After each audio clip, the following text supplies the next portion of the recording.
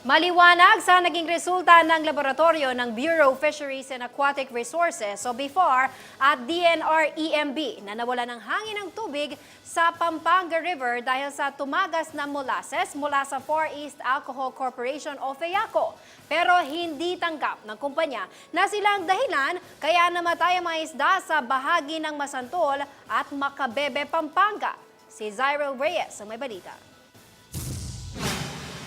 Kahit na po hindi kami sumasanayon na kami ang sabihin ng fiskil, magre-release po kami ng fingerlings thousands, hundred thousands sa Masantol at sa Macabebe.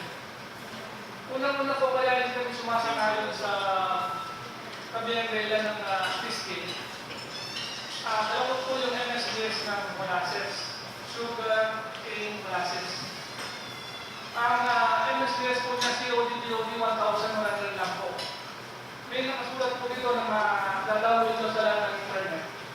No significant environmental hazard or adverse effect from human or animal exposure resulting from accidental release of this material is anticipated. Its components are used in food and feed, and there is no lethal dose. Hindi kumbinsido ang pamunuan ng Far East Alcohol Corporation na naging sanhi ng fish kill sa bayan ng Masantol at Macabebe ang illegal discharge o pagtagas ng 46,000 litro ng molasses mula sa kanilang planta. Katwiran nila, hindi raw nakalalason ang molasses. Pero nakumpirma naman na naging resulta ng laboratorio ng Bureau of Fisheries and Aquatic Resources o BIFAR sa tubig at isda na hypoxia o kakulangan ng oxygen ng sanhi ng fish kill.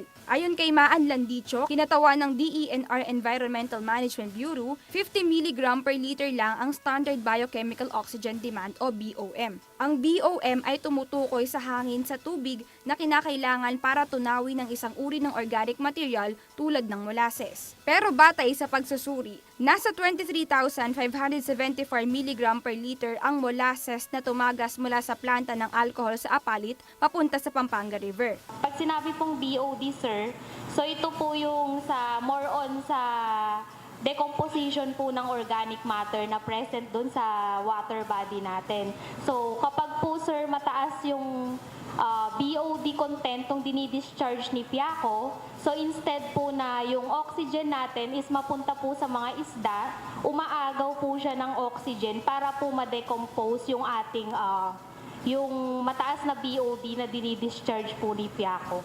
No, ang epekto nito, hindi naman yung lalasunin niya yung isda, di ba?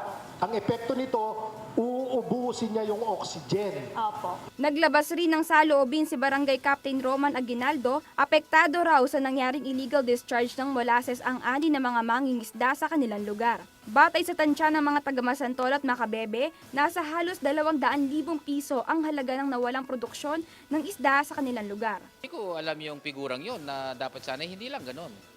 Baka hindi lang ganon. Baka times 10 pa yon. Handa naman ang FEACO na magbigay ng ayuda sa mga naapektuhang mangingisda. And then, kahit na po hindi kami sumasanayon na kami ang sabihin ng fiskil, magre-release po kami ng fingerlings thousands, hundred thousands sa Masantol at sa Macabebe. Tulad po ng sinabi ko, lahat po ng magagawa natin, gagawin po natin para hindi na maulit yung mga ganyang aksidente. Sa ganitong paraan raw nila maipapakita ang pakikipagtulungan sa LGU. Ako si Zairel Reyes para sa Metro Central Luzon News.